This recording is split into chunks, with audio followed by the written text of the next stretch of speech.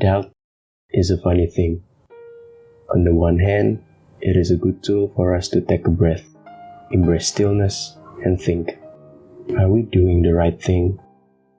On the other hand, it is also the strongest force to feel lost before even going to war, a sign of stagnation, hindering our steps to do the unthinkable. Life is a series of choices between being doubtless or doubtful, and in this case, we are always on the fence, being in doubt about choosing between doubtless and doubtful. For Louis de Camus, it was no different. If anything is certain in the ballad of Camus's life, it is the fact that he does not start small. This is how he opened his masterpiece, Os Luisiadas. I sing the armies and the heroes, who, from the westernmost shores of the world, through seas where sail was never spread before, went beyond Sumatra that seemed to be the final limit, and forced their way amidst dangers and wars, with overhuman courage. Perhaps the era in which he lived shaped his life, or perhaps Camus himself is the epoch of his time and beyond.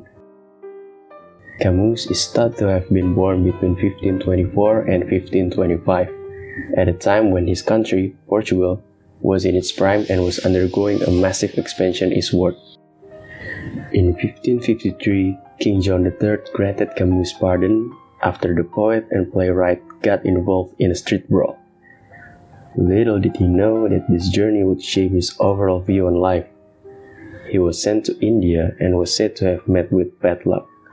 17 years he spent on the distant pilgrimage, scattering around while in the east, including 2 military naval expeditions to the Malabar and the Red Sea, and 1 unfortunate shipwreck in the Mekong Delta.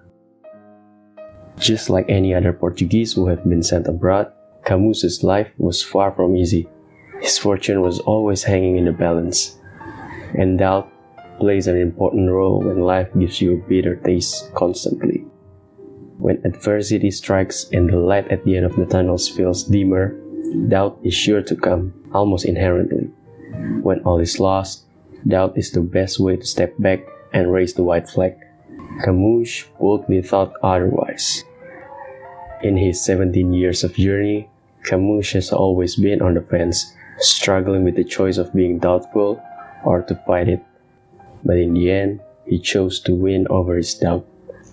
By 1570, he was back home in Portugal, and 2 years later, the masterpiece that is Os Luisiadas was born, placing him at the top of the Portuguese literary canon, and becoming influential enough for us to talk about him almost 5 centuries later.